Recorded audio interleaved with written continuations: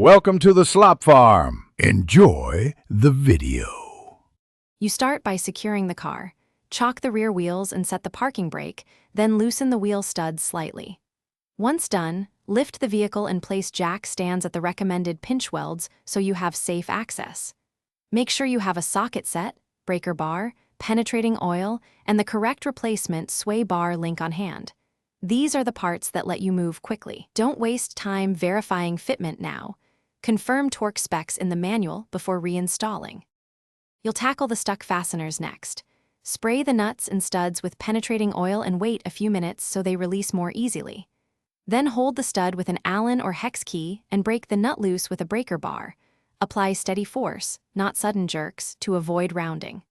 Once removed, separate the link from the control arm and sway bar.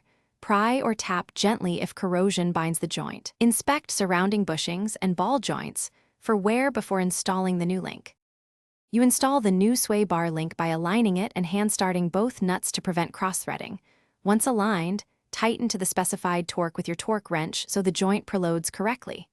After that, reinstall the wheel, lower the car, and torque lug nuts in a star pattern to the factory value.